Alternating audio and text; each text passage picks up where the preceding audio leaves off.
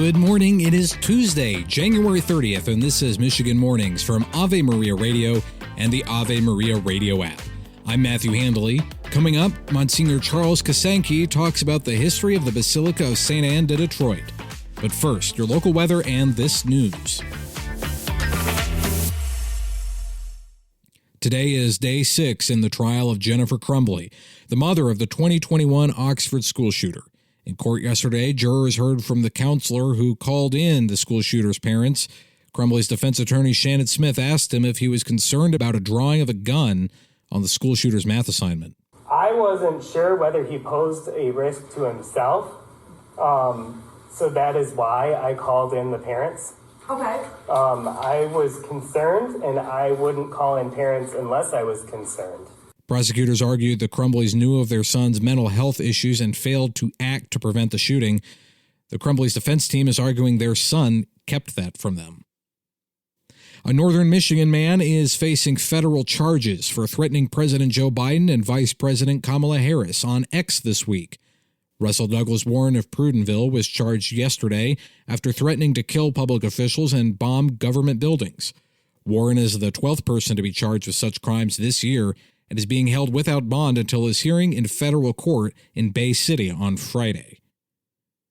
The old wooden barn wedding venue in Zeeland is under fire for not hosting same-sex so-called marriages. Here's Cooley Law School professor Michael McDaniel. And the Old Wooden Barns website says, but these are our Christian values. This is what we believe. Well, the Supreme Court has not yet said that those beliefs overrule the way in which they have to treat all of their customers. A similar case is currently before a Grand Rapids Circuit Court after the wedding venue, known as the Broadway Avenue, shared a similar policy several years ago and was cited by the city of Grand Rapids for violating its human rights ordinance. Michigan's Elliott Larson Civil Rights Act was amended last year to include sexual orientation, gender identity, and gender expression. If you're driving on I-75 between 12 Mile Road and South Boulevard and you find yourself in the new HOV lane with no extra passengers, you will be ticketed starting this week. The new high-occupancy vehicle lanes require a driver and at least one other passenger between 6 a.m. and 9 a.m. and 3 p.m. and 6 p.m. on weekdays. If you're caught breaking the law, it could mean a $135 ticket and 2 points on your license. And congratulations to Archbishop Alan H. Vigneron, who celebrated his 15th anniversary as Detroit's 5th Archbishop this weekend. Archbishop Vigneron succeeded retiring Cardinal Adam Maida in January 2009. The Archbishop turned 75 last year and, under canon law, was required to submit his resignation to Pope Francis. Pope Francis has not yet accepted that resignation. Congratulations, Archbishop Vigneron, and know of our prayers for you here at Ave Maria Radio. You're listening to Ave Maria Radio and the Ave Maria Radio app. This is Michigan Mornings. Your local weather is next. Now this. Today in Detroit, there will be snow showers, possibly mixed with rain, and accumulations of up to 1 to 2 inches are possible. Temperatures will remain steady in the mid-30s. Tonight, it will be in the low 30s.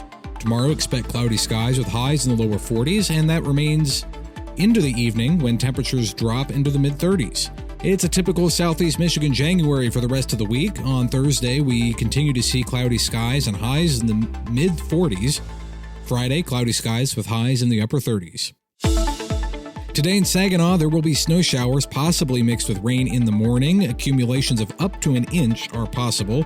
Temperatures will remain steady in the mid-30s. Tonight, that will drop down to the low 30s. Tomorrow, expect mostly cloudy skies with highs in the lower 40s, and that remains into the evening when temperatures drop to the mid-30s. On Thursday, we continue to see cloudy skies and highs in the mid-40s, but the sunshine could return on Friday with clear skies and highs in the mid-30s.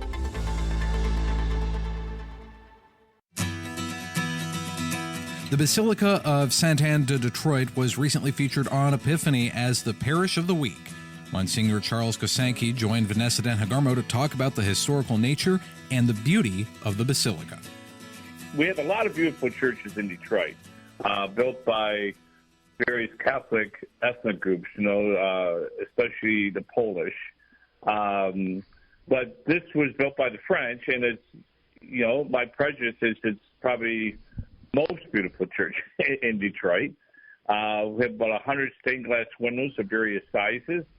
And it was the current church building goes back to 1886, so well over 137 years.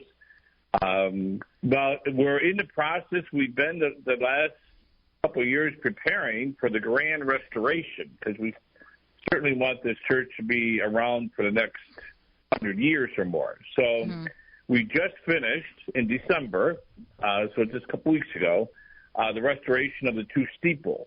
And the significance of the steeples is the east tower has the Bulbian bell. The Bulbian bell was sponsored by Samuel Bulbian back in 1848. So it was originally part of Father Guy Richard's church, although after his death. And then in the west tower is the Caroline bells from 1901, which were done for the 200th anniversary of the parish.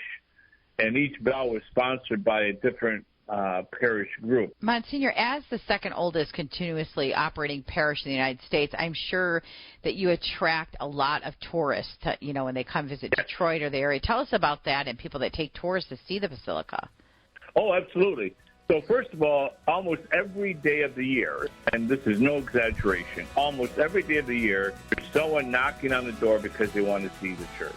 But people can go on the website to arrange a tour for themselves or for a group, and certainly that can be done anytime Monday through Friday. Nominate your parish to be featured as Parish of the Week by emailing Epiphany at AveMariaRadio.net and listen to Epiphany weekdays at noon.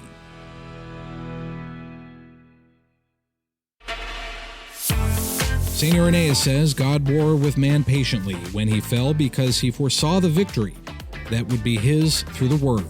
Weakness allowed strength its full play and so revealed God's kindness and great power. I'm Matthew Handley, and that's going to do it for this edition of Michigan Mornings. Lord willing, I'll be back tomorrow. Until then, goodbye.